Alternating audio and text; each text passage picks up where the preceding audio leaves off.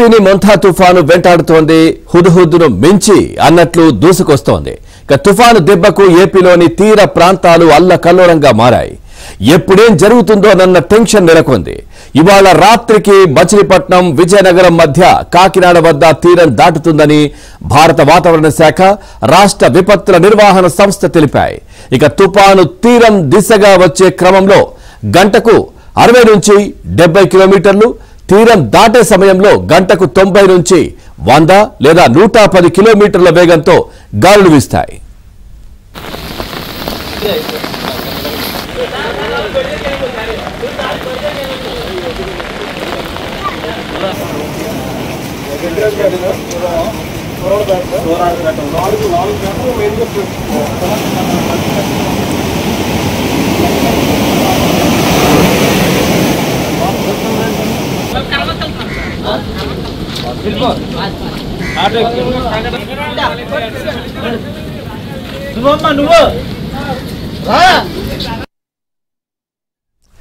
ఇవాళ సాయంత్రం తుఫాను తీరం దాటే సమయంలో మధ్య కోస్తా జిల్లాలో కుంభవృష్టికి అవకాశం ఉందని అంచనా వేశారు. ఇక పశ్చిమ గోదావరి, ఏలూరు, కృష్ణా, గుంటూరు, బాపట్ల, ప్రకాశం జిల్లాలో అత్యంత భారీ వర్షాలు కురుస్తాయని వాతావరణ శాఖ అధికారులు హెచ్చరించారు. ఇక ఎక్కువగా ఉమ్మడి గోదావరి, ఇటు కృష్ణా, గుంటూరు జిల్లాలపై ప్రభావం ఉంటుందని, దీనికి అనుగుణంగా యంత్రాంగం జాగ్రత్తలు తీసుకోవాలంటున్నారు. ఇక కోస్తాలో మిగిలిన జిల్లాల్లో భారీ నుంచి అతి భారీ వర్షాలు కురుస్తాయని తెలిపారు. ఇక ఇప్పటికీ ఉమ్మడి గోదావరి, విశాఖ జిల్లాల్లో భారీ వర్షాలు కురుస్తున్నాయి. ఇక ఈదురు గాలులు వీస్తున్నాయి. ఇక పశ్చిమ గోదావరి జిల్లా మొగల్తూరు, నర్సాపురం తీర ప్రాంతాల్లో సముద్రం అల్లకల్లోలంగా ఉంది. ఉమ్మడి గుంటూరు జిల్లాలో వర్షం తీవ్రత పెరిగింది.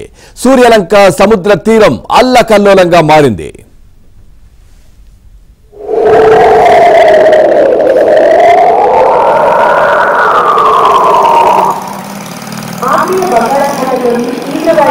ఈ రోజు రాత్రి నైరుతి మరియు పశ్చిమ మధ్య బంగాళాఖాతంలో తుఫానుగా బలపడుతుంది. ఇది మంగళవారం ఉదయానికి తీవ్ర తుఫానుగా మారి అదే రోజు రాత్రికి కాకినాడ సమీపంలో తీరం దాటే అవకాశం ఉంది. దీని ప్రభావంతో రేపు ఎల్లుండి ఈ ప్రాంతాల్లో పలు చోట్ల అతి భారీ వర్షాలు కురుస్తాయి. బలమైన ఈదుగాలులు వీస్తాయి. దయచేసి ఇంట్లోనే సురక్షితంగా ఉంటారు, అప్రమత్తంగా ఉండాలి.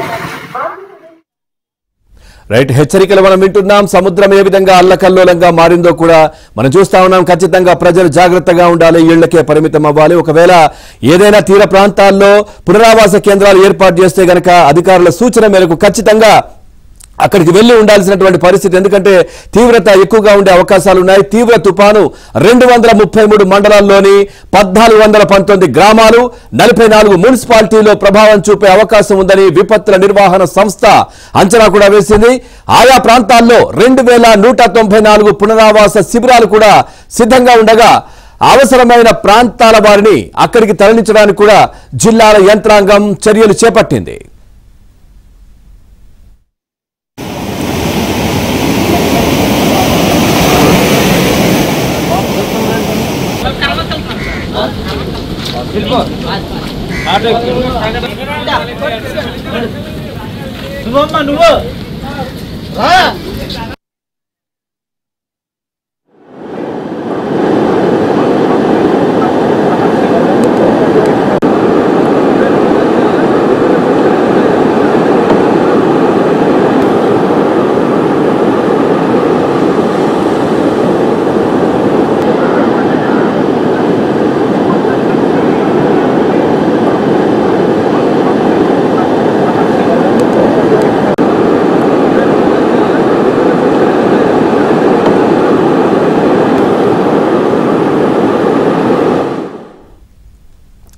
తుఫాను సహాయ చర్యల కోసం ఎన్డీఆర్ఎఫ్, ఎస్డీఆర్ఎఫ్ టీంలు జిల్లాల్లో మోహరించాయి.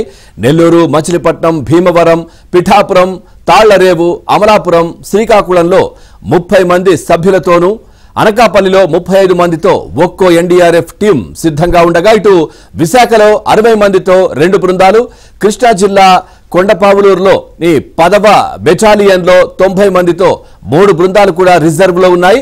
ఇటు విజయవాడ, ఝాట్స్, తిరుపతిలోని బిఎన్ కండ్రిక, ఒంగోలు, అమలాపురం, ఏలూరు, అనకాపల్లిలో 25 మంది చొప్పున ఒక్కో ఎస్డీఆర్ఎఫ్ టీం, రాజమండ్రి, బాపట్ల, సూర్యలంక, రాజపేటలో 30 మంది చొప్పున ఒక్కో టీం, ఇటు విశాఖ, కాకినాడ, తిరుపతిలో 30 మంది చొప్పున ఎస్డీఆర్ఎఫ్ టీములు రిజర్వులో ఉన్నాయి.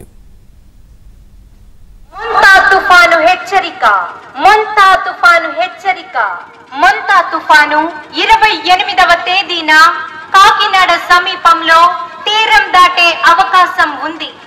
గ్రామ ప్రజలందరూ అప్రమత్తంగా ఉండి తగిన జాగ్రత్తలు తీసుకోవాల్సిందిగా తెలియజేయడమైనది. మొంతా తుఫాను హెచ్చరిక. మొంతా తుఫాను 28వ తేదీన కాకినాడ సమీపంలో తీరం దాటే అవకాశం ఉంది.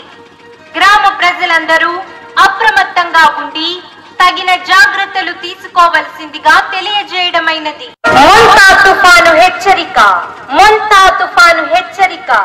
మొంతా తుఫాను 28వ తేదీన కాకినాడ సమీపంలో తీరం దాటే అవకాశం ఉంది. గ్రామ ప్రజలందరూ